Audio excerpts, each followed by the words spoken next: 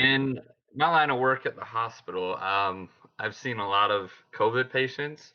Eventually, COVID can lead to ARDS if it's severe enough. And I just remember we had this one patient a while back that he was like hyperventilating. His oxygen wasn't compensating, and his CO2 levels were really high when we drew blood gases and stuff like that. And granted, the guy was very anxious, so he was just like shallow breathing from that as well. Um, I mean, granted, he was told that you probably have to intubate him, and that just added to his anxiety. But eventually, we were able to just calm him down, and we didn't have to intubate him, and at least for a couple of days. It was just interesting how just relaxing, like putting his nerves at ease, just helped his breathing. Um, Kind of crazy. Like usually, healthy people we don't consciously think about our breathing, but in situations like that, it's kind of cool how quickly you can turn around by focusing on your breathing. Um, Sadly, this guy he didn't really improve. We had to later intubate him, but I noticed that we've been proning a lot of COVID patients, and I was asking the RTs about ARDS and stuff like that. But it just helps with oxygenation of the blood when we prone these patients because of gravity and all that jazz. Oh yeah, and I also think it had something to do with what the news is portraying as COVID, like almost like it's a death sentence. Yeah. I was at one of the hospitals I was at, and there was a guy kind of similar situation. He was actually intubated, and he was so nervous to be extubated because he had tested positive for COVID, and he was really struggling, but he had reached all of the minimum requirements, like exceeded those requirements to be extubated, but he had been told that if we pull the tube, he's going to die because he cannot perform like regular ventilation by himself because he has COVID. And the only way the doctors were able to convince him is more or less just like get him doped up a little bit and relieve his anxiety. Yeah. It was both. Well, I don't want to say ill-informed. He had a brother-in-law who's a physician who was like telling him to get extubated, but it was partially his fault, the patient's fault. And I don't want to say it's his fault, but in his advanced directives, which we talked about last time, after he had been intubated once, he decided he hated it and he was like, I never want to be intubated again. So he had a DNI. So after he was extubated, he could never be intubated again because of that. And that gave him anxiety a little bit. But he's like, I'd rather die. But I don't want to die, but I'd rather die than get a tube in my throat again. Yeah, I find it interesting that I think with advanced airways we talk about which ones are more comfortable than other ones. I had a cousin that was in a pretty severe car accident, and we had to trach him. And I asked him what it felt like, and it did not sound pleasant by his description by any means. He pretty much said it felt like he was constantly drowning. I don't know why he felt that way, but that was his opinion. So that does not sound fun to me at all. No. Yeah, I think that drowning sensation is just because it's so hard to clear those super thick secretions out of your lungs when you're trached, because you have this tiny itty bitty little hole to try and get them coughed out of. Looking back now, yeah, I think that's a huge part of it was unable to like get that crap out. But yeah, I do know that majority of the time with COVID patients, they want to prolong intubation as long as possible. Um, there have been a lot of cases that I've seen that COVID patients that get intubated, they're like on the vent for like a month. Grant. Um, Well, I've Yeah, been the hot. seeing a lot more of instead of going straight to intubation or even like after extubation, a really common thing I was noticing in my clinical was they use the high flow nasal cannula to meet their demands. Yeah, I the feel hospital that I was at, they after they were extubated, they would usually put them on either like a BiPAP or a high flow, just to help maintain those pressures inside their lungs because their lungs are so wrecked because of COVID. so like usually, for those that don't know, like usually we want an oxygen saturation above 90. What I've seen with COVID is they're usually okay letting them drop down to about like low 80s, usually around 85 is when they consider intervening, with us like support higher than high flow kind of thing. What's I've heard people say that they let them drop down to like 60%. I have never seen that, and I think that is ridiculously harmful to our I patients. agree. have you guys have you guys seen like insane high peeps also? Not on my floor. Usually, if they're on my floor, they're usually either about to go home or they're just gotten the point to where they just need a little bit of support on the medical floor that I work. I was Is a peep of 18 high? I would say Yeah, me. I've seen a couple on 18, Oh, have I? but That's my max that I've seen. And I was like, they had this guy on a peep of like 18 and 100% oxygen, FiO2, just because every time he would move, he would drop immediately. And they insisted on getting him up and walking him every day. And it was a really, yeah, it was a real big struggle for the therapist to be all right with it. They were not okay. I've seen people desat when we just reposition them to proning. Like at first, it's like if you touch these patients, they desat really quick. Like like your siblings are like, "I'm not touching you," and you just poke them with your finger. It seems like they desat with just that much activity. So Yeah. it's kind of touchy sometimes, but I haven't seen that in too many cases. In too many cases, the high peep, but that is the highest I've seen. I feel like they definitely don't start there. I feel like they start low and eventually get up to that point. Yeah, no.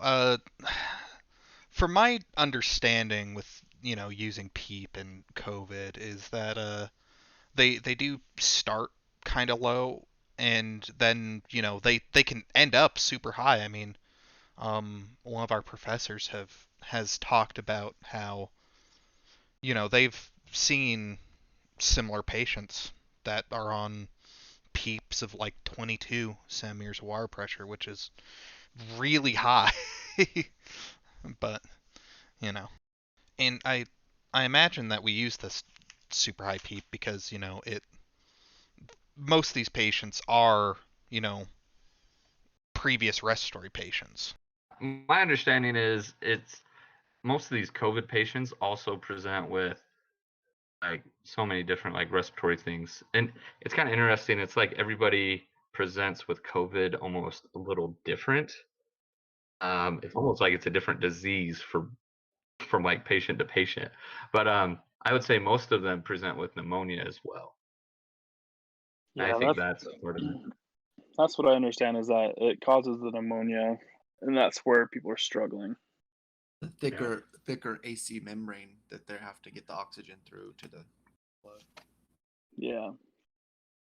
What's interesting about COVID is I was just reading an article about it the other night about how it appears that a lot of these COVID patients are having trouble forming um, normal red blood cells due to the virus disrupting the way iron is being formed into heme for the second part of hemoglobin.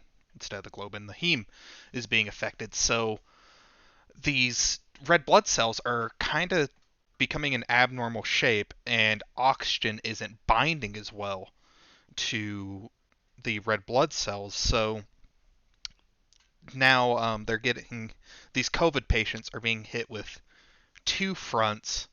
The of course thickening from the distance between the alveoli and the capillaries, for gas exchange with, the influx of fluids into the alveoli, but also it's just not attaching to hemoglobin as well because of that iron issue. So I'm curious if, providing blood transfusions of like whole packed blood um, would actually be beneficial in these patients. I want to go as far as like sickle cell anemia, but is it kind of like that where it just like, deforms the red blood cells to that extent? Yeah, I think it deforms them in like a significant way. Not like terribly so to the level of sickle cell, but enough that it does affect oxygen uptake. It, Nick, it's kind of interesting that you brought up this blood thing because it kind of makes sense and correlates with what I've seen. I've actually seen a couple of COVID patients that are on an iron IV infusion, um, which, like you were kind of pointing out, it deforms the blood, like the red blood cells. So it kind of makes sense why they wouldn't just do a blood transfusion. I think there's a couple reasons why they wouldn't do a blood transfusion because, like, volume expanders aren't necessary. Usually their blood pressures are fine, but with iron, that's the part of your blood that carries the oxygen. So it makes sense why they would do an iron infusion. Yeah, and I've even seen them do a plasma transfusion, but that's more just for like the antibodies that they're given because they have enough hemoglobin and everything that helps sustain, but they just need those antibodies to help keep fighting a little bit. And even in plasma, it has a portion of it that holds like red blood cells together, like platelets and stuff like that. I wonder if they're giving plasma to help combat like COVID destroying red blood cells. Like, I wonder if it's being effective in, I don't know, I guess like keeping the red blood cells safe kind of thing. Yeah, I don't know about that necessarily. I think I remember hearing something about, uh, COVID having like an effect on the plasma, or there's some sort of like antigen or antibody in COVID patients' plasma that helps with immunity. Yes, Nick, they pay. So I donate plasma. Well, I don't know if I can say donate if I'm getting paid for it, but I give plasma, and I haven't been exposed to COVID that I know of. But if you have the antibodies, they pay you buku bucks, like almost $100 a donation, if I remember right. Oh, nice. So they do like it is something to do with the antibodies then. Yeah, and I think you have to do it within a certain window of your exposure. Like, I think the antibodies aren't effective after like 3 months. I don't know if that's accurate or true, but that's just what I've heard.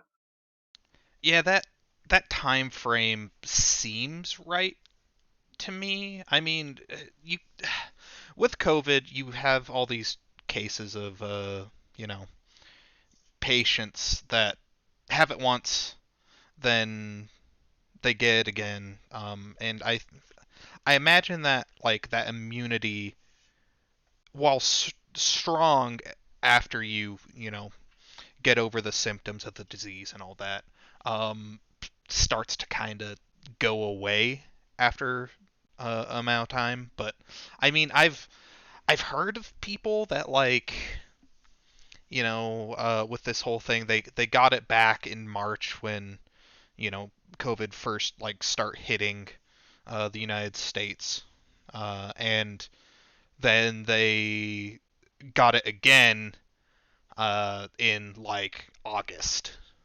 So just because they weren't doing all the standard protections.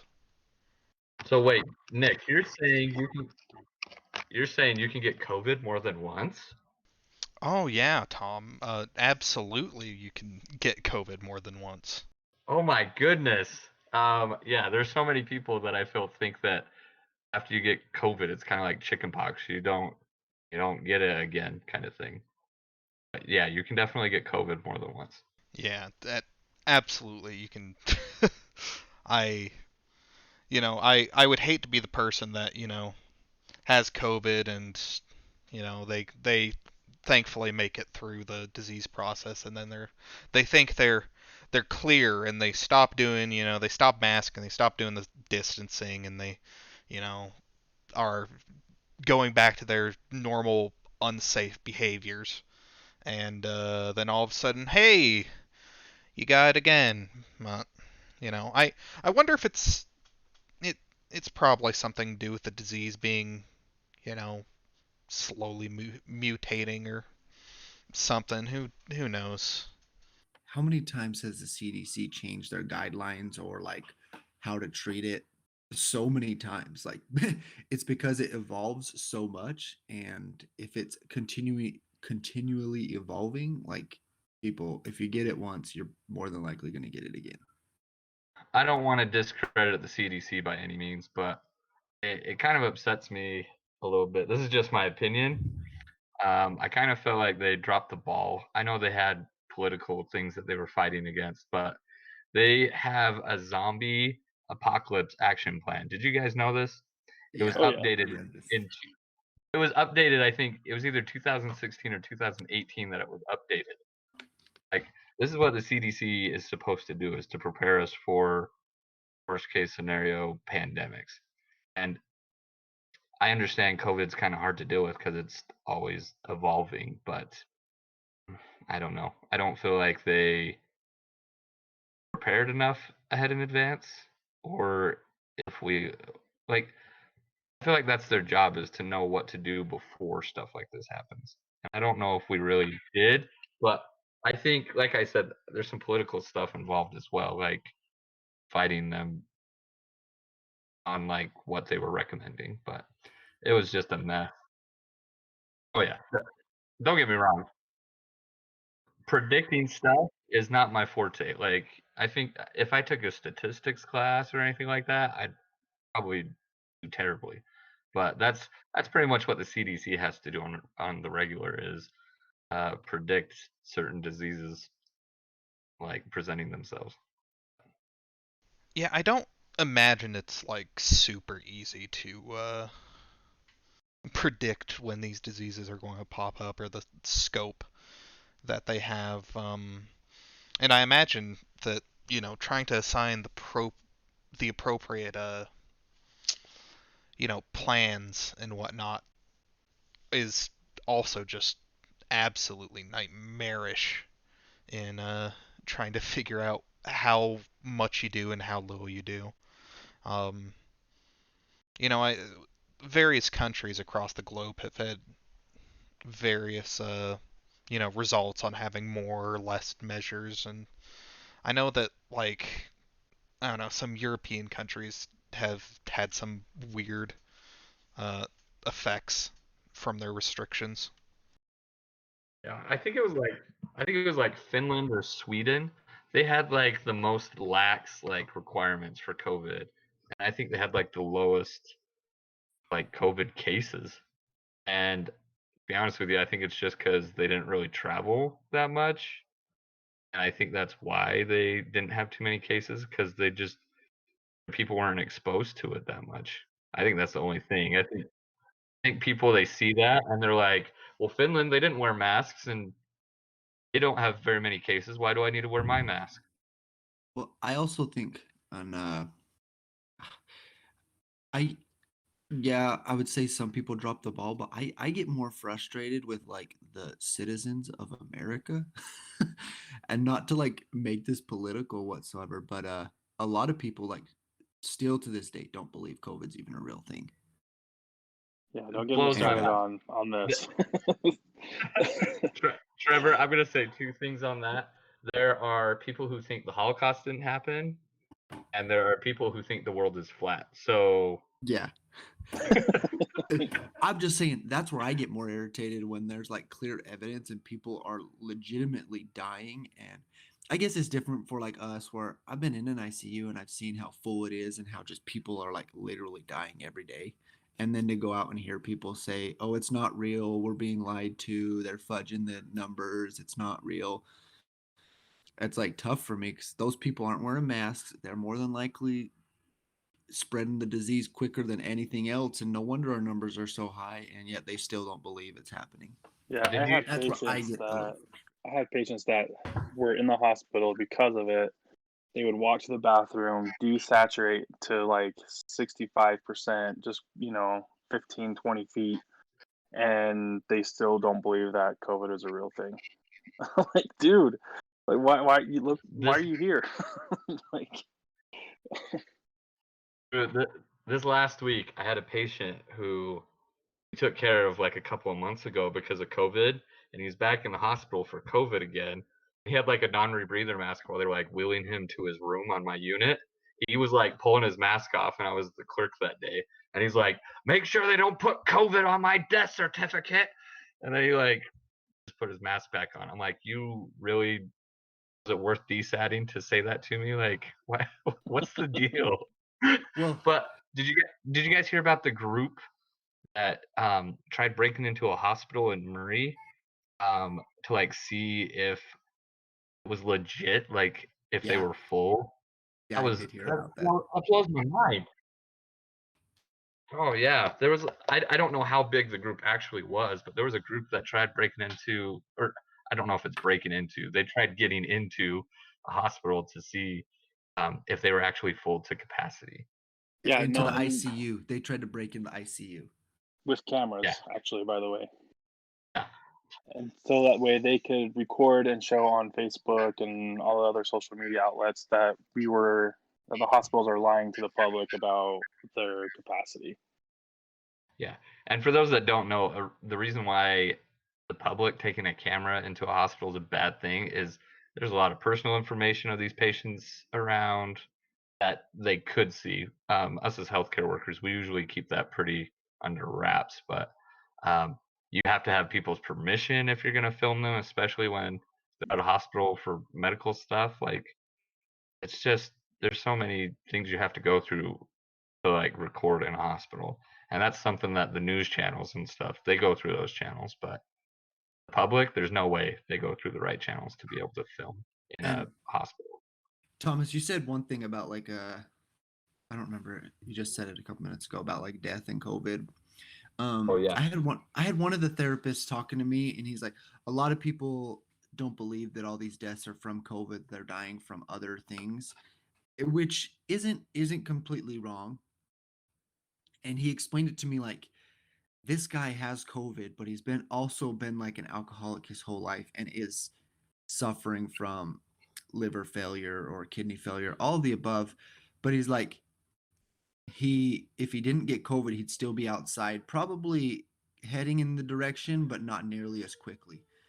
Another guy had like heart disease and stuff, very overweight, diabetic, but because of COVID, all of those things were amplified and definitely led to their demise a lot quicker. And therefore, COVID is the cause of their death, even though all these other things they had probably would have led to their death eventually.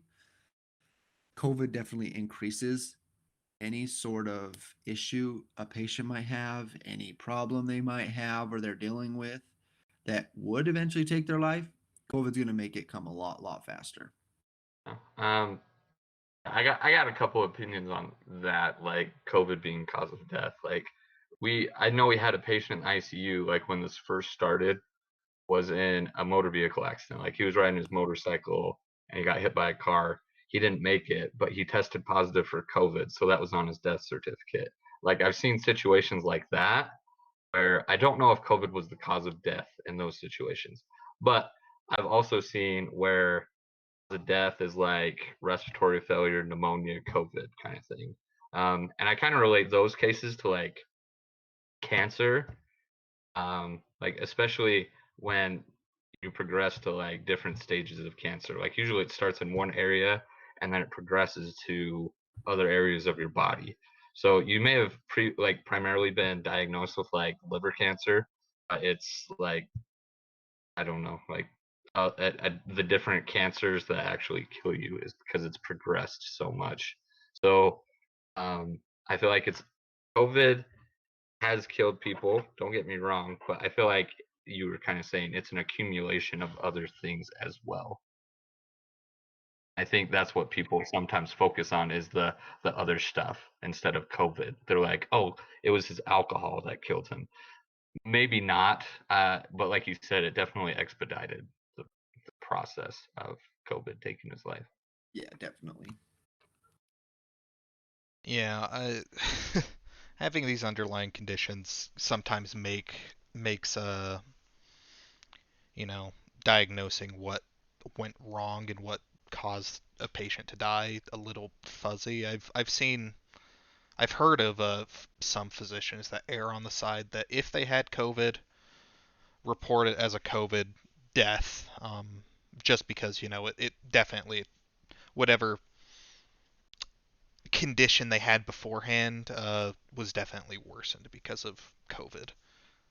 Um, but a big thing that we should talk about when it comes to identifying COVID and treating it is the development of what is known as ARDS, or Adult Respiratory Distress Syndrome, which we've talked a little bit about so far, I believe.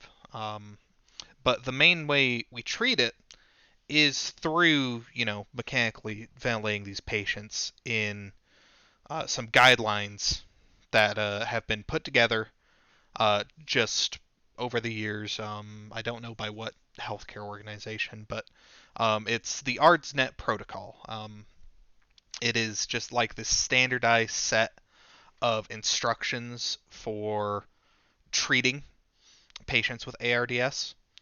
And I've seen it been used on COVID patients, and I'm sure the rest of you have. And it seems to work.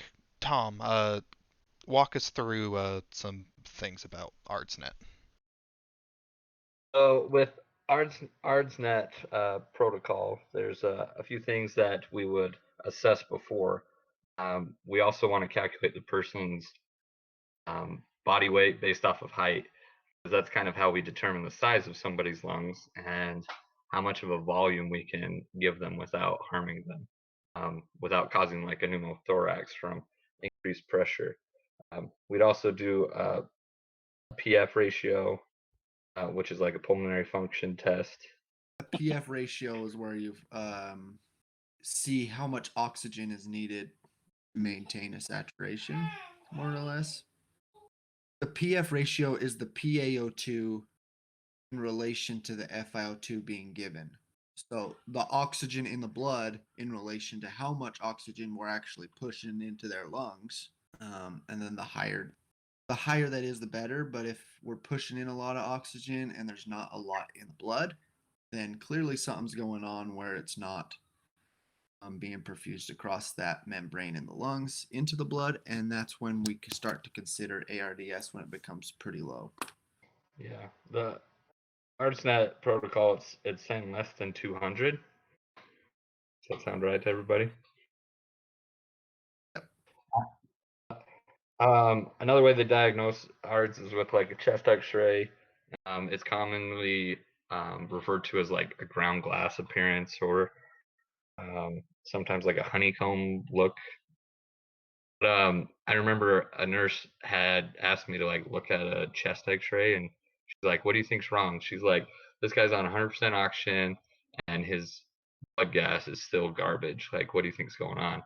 I'm like, I don't know if it's ARDS or pneumonia or something like that, but he's definitely refracting towards oxygen. That's what we were kind of talking about with that PF ratio. Is we're giving him a ton of oxygen, it's not being circulated very well or ventilated very well because of that, like AC membrane that we were talking about earlier. Um, so, as another side note, it says that this is rarely, or this is not always due to like CHF, which is uh, like Just just a heart failure. failure. Yeah. Um, The way that we would manage that, like I said, we have to calculate some things like a person's body weight, so we can kind of estimate the size of their lungs.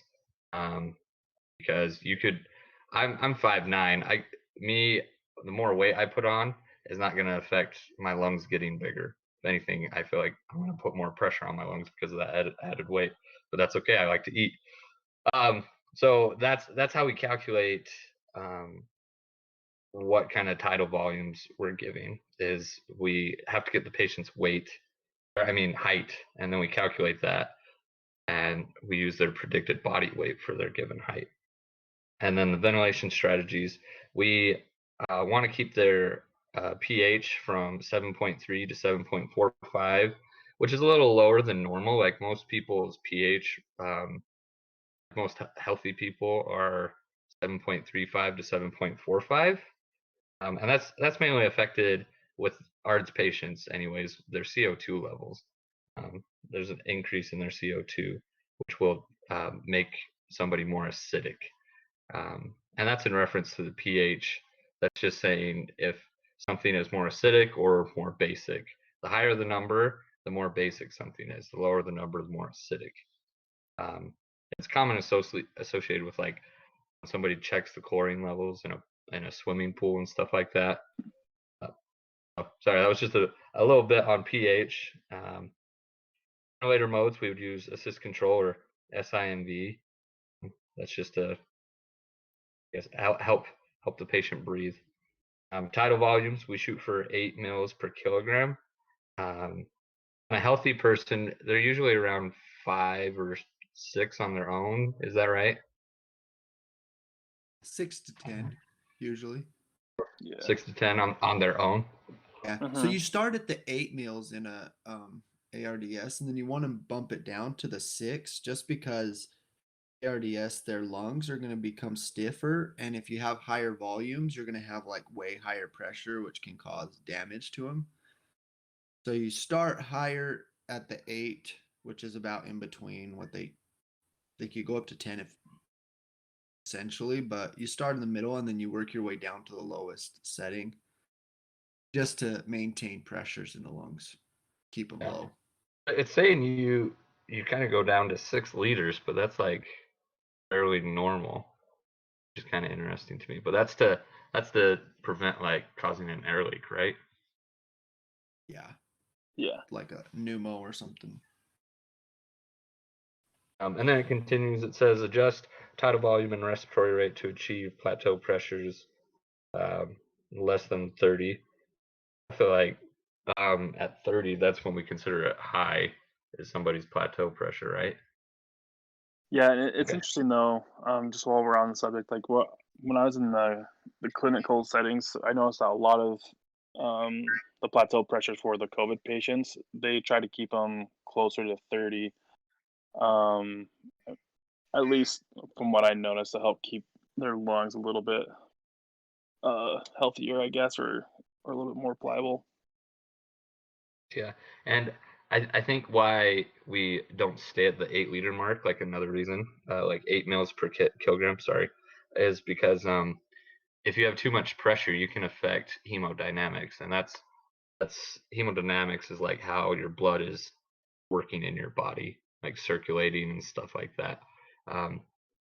It's like a respiratory therapist, they need to consider the heart and the lungs because they are so closely related.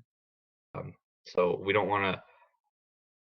It's almost like a juggling act. Like we have to fix a problem in the lungs, but we need to make sure that what we're fixing isn't putting more work on the heart because that's not good either. So sometimes it may feel like a juggling act. We would adjust that. This is saying you can go as low as 4 milliliters per kilogram on your tidal volume if you need to get that plateau pressure below 30. Then it says increase by 1 mil per kilogram if plateau pressures fall below 25. And I feel like that's kind of a small window. That's only like 5 centimeters of water pressure that we need to operate between. I don't know. What do you guys feel? Do you feel like 5 is pretty easy to keep it? I think it is a small window, but that small window can like make 5 centimeters of water pressure can really increase the tidal volume. And then I think another issue we have with people with ARDS or I guess generally people who are on ventilators, is dysynchrony. And that's when the ventilator and the patient are kind of like fighting each other on their breathing. Like they're not synced up. So there's things that we can do for that. Sometimes giving sedation. I don't know. Paralytics fall under that category too, right? To help with synchrony. Yeah, paralytics are a great way to improve patient ventilator synchrony, just because it makes it so the ventilator is doing all the work and that the patient isn't really given the option to buck the vent, though there are like plenty of risks to go along with it. Right. I feel like there's other things that go into that if you want to sedate a patient. Like we need to make sure. I feel like this was taught day one to us when we went over ventilators. Is the primary goal of putting someone on a ventilator is getting them off of the ventilator, and it's just another, I guess, little nuance that we have that if we over sedate these patients, they have a hard time getting off because your body it likes being on vacation. Like if all the work is being done for them, they just kind of veg out, and sometimes they have a long road to come off of that and like start breathing on their own again. So, and then the initial rate, we want to make sure that we don't exceed 35. Most cases I've seen, I think people consider hyperventilation over 32 respirations a minute. 35, yeah, that's kind of high to me. But the reason why we don't want to hyperventilate is so we don't blow off all of our CO2. Okay, so the next portion of the ARDS strategy that we want to talk about is the oxygenation. Our goals for the PaO2 is about 55 to 80 torrents. And that PaO2, that's what we would find within like a blood gas. And so our target for that is once we're trying to figure out what's going on with the patient, we want to try and shoot for that PaO2 at 55 to 80. And then our SpO2, we want to try and target about 88 to 95. So it's okay from where we were kind of saying that we want to shoot for 90 to 100%. It's okay with these ARDSNet protocols to dip a little bit down into the 80s of, like I said, 88. And that's okay. And then, especially if they're being ventilated, the big thing right now, we want to try and maintain their oxygenation is through pressures. There's two different kinds of strategies that we've talked about in class, and the first one is we want to use a higher PEEP but a lower FiO2. That PEEP is going to help push that air into their lungs, and so they don't necessarily need a high FiO2 unless you're starting to see their readings a little bit differently. But it's also with these strategies, it's kind of just a trial and error. We just want to see if this is what's going to work for the patient. If not, then we want to use a different strategy. But typically with the higher PEEP and lower FiO2, the FiO2 we usually want to about 0.5 or 50%. And the PEEP we want to try and shoot for about 24, which I feel is pretty high. But it would help to keep those lungs inflated as well as oxygenate and force that air, that oxygen into the patient's lung. With the higher PEEP, you want to be careful though. If they are starting to shoot up into those higher pressures, you want to make sure that we're not causing any trauma to the lungs. Even if they are starting to 24 I feel like is high. Yeah. Especially with what we were talking about earlier. The highest, Trevor, I don't know if Drew you've seen this much at the hospital either, but the highest we've seen is 18. 24 I feel like is crazy. Yeah. Yeah. So yeah, especially when you start reaching into like they were saying, higher peeps, we definitely want to keep an eye on their lungs. We don't want to, blow their lungs up and end up having a patient die because we overinflated their lungs. Even if they are a little bit stiff, we don't want to Well, harm the patient that way. just imagine like the effect that's going to have on their heart too. Like the Hmm. hemodynamics probably going to be thrown all out of whack at some point. If it'll be a surprise if it doesn't do something to it. Yeah, exactly. And then the next strategy, which I feel like would be a little bit of a safer strategy to start with, and if it's not working, then switch to the one I just talked about. But we use lower peeps with higher FiO2. Um, but generally, we try and start it off with FiO2 of about 70%, and then the lower peep of 12. I maybe even dare say maybe 10, because a 10 is when we start to get into the therapeutic, and then go up from there if your oxygenation isn't meeting what you need it to. And that way, I feel like it gives you a little bit more wiggle room to, like, if you are needing to increase those pressures with the patients, you're allowed to do so. Because if you're up in the higher PEEP area, then you don't really have a whole lot you can do other than weaning down, and that may not be what the patient needs or is able to tolerate. Um, but it's good to know that with these strategies, the purpose of PEEP with our ARDS patients is to decrease that I can't remember exactly what that form was called off the top of my head. 8A gradient. Yeah, the 8A gradient. So yeah, It's like the amount of oxygen it's like yeah, in the lungs or the alveoli, and compared to then what's in your blood, in right? the PaO2. Yeah. So Yeah, if it's further apart, then you're putting more oxygen into the alveoli, but it's not making its way into the blood, PaO2. And then if it's decreased, which the PEEP kind of helps push it through, essentially open up the alveoli and provide a better perfusion. Then if it's decreased, then you know that that oxygen that you're putting into the alveoli is making its way into the blood and the PaO2. So yeah. So those are some of the strategies that we've talked about in our classes, as well as some of our handbooks that we have, to help with the ARDSNet protocols of those patients that are struggling. yeah, I think all of these are great. Our main goal with ARDS is, with any time a person goes on a ventilator, is to get them off of the ventilator. Should be our number one goal. There are a couple different like strategies we can use specific to ARDS. We do what we call these spontaneous breathing trials, where we put them on like a spontaneous mode of ventilation where they're doing most of the work, if not all of it, and go through this trial of seeing if they're able to provide ventilation for themselves without a ventilator, without actually taking them off of the ventilator, just in case they aren't able to do it. Some of these trials, so first of all, we want them to meet a specific requirement before we put them on the trial. One of these would be to keep them on 40% or less of oxygen and at a maximum of 8 PEEP or less. So if they're higher than 8 PEEP or higher than 40%, then they wouldn't qualify for one of these trials, and they still need to maintain the ventilator.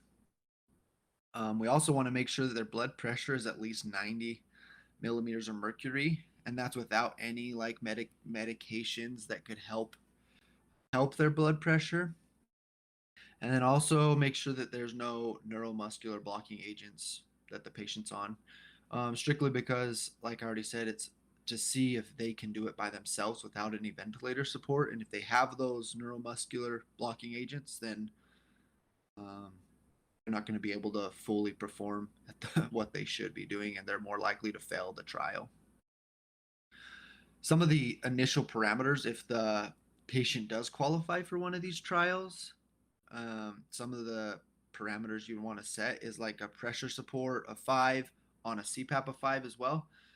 So most of our lungs stay open at a CPAP of 5 without any without any help from a ventilator anyway.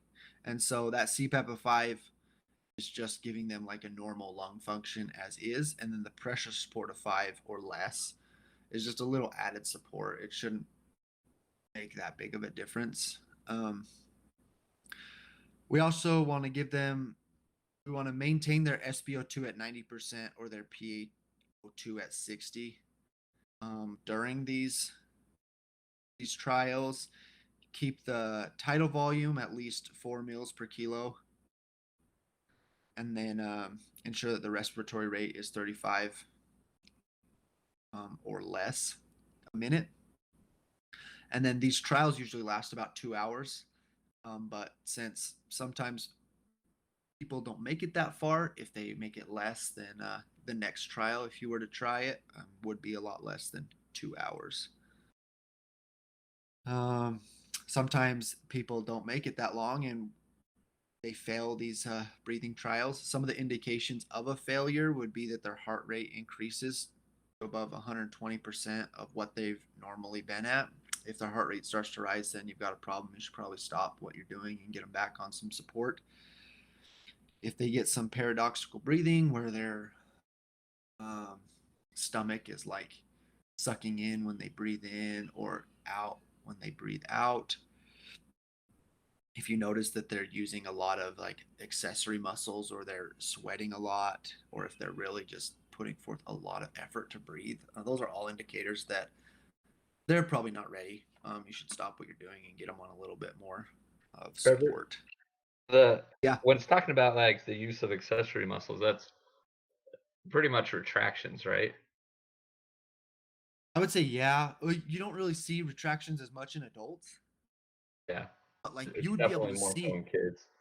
yeah, you'd be able to see like their shoulders moving up and down, trying to like suck in air. Mhm. Probably like their abdominal, like they're really pushing to try to get it out or whatever. I feel like if you were to see retractions on an adult, they'd have to be like extremely skinny. Yeah, definitely. I would also agree. I also had another question about what you guys think. So we were talking about the trial of usually like 2 hours, and if they don't reach the 2 hours, we would test them in a shorter window. So if they pass in that shorter time frame, do they pass, or do they have to lead up to that 2 hour mark to be considered effective? I just remember I had a family member that I wouldn't say it wasn't ARDSnet or anything, but they trialed them on room air for like 2 hours.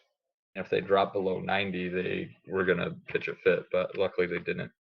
I was just wondering, like, I was curious why they had to do that, especially when it wasn't that big of a deal. Because my family member was like on 1 liter of oxygen. Usually on my unit, when we trial a room air saturation, usually just do it for like 10 minutes, if that. It was like, okay, they didn't drop for 10 minutes. I was just wondering about if the time frame of 2 hours was really that important. I would say if you're nervous, if you're really thinking the patient's not going to be able to support themselves, that I'd say it's all patient based. Yeah, I know my last semester that we did clinicals right before COVID shut down everything. I remember going through a patient's room and we actually had the patient try doing spontaneous breathing, actually probably for a good chunk of the day because they were nervous that even if they passed it, that they would eventually tire themselves out.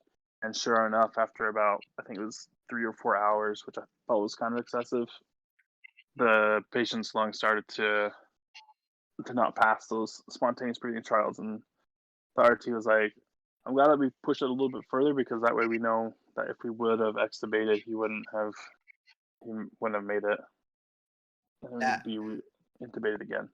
that guy that I had spoke about earlier, where he was like they had to medicate him because he was super anxious and stuff. Um, I just remembered like when they were giving him an SBT because he was so nervous to get off of the to be extubated that whenever they would try to do like SBT, he would like get anxiety and fail it every time.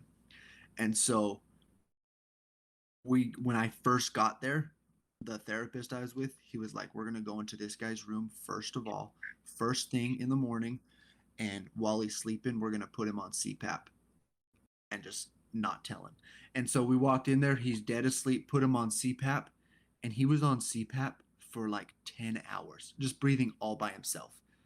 But he didn't realize it.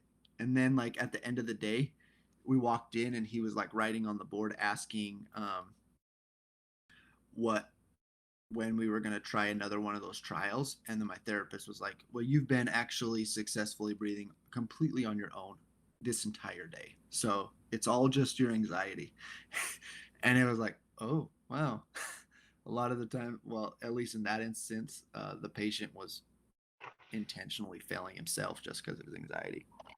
It's amazing what your mind can do, Yeah. whether you want it to or not.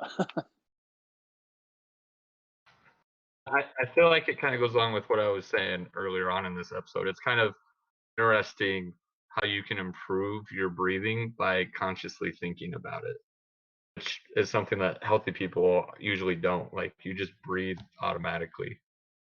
So like making that conscious effort, um, treating anxiety, it's crazy how much of a difference that can make.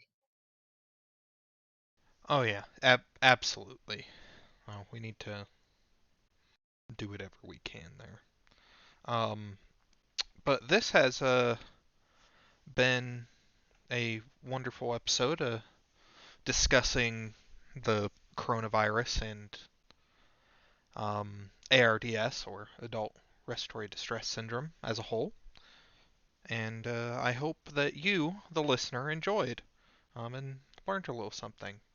Of course, I'd like to remind you that, you know, at the time of this recording, December of 2020, uh, we still don't know everything about the virus, and of course, care and treatments are constantly evolving, and a lot of the information that was shared, or ideas in this podcast episode that were shared, may or may not reflect current best practice guidelines.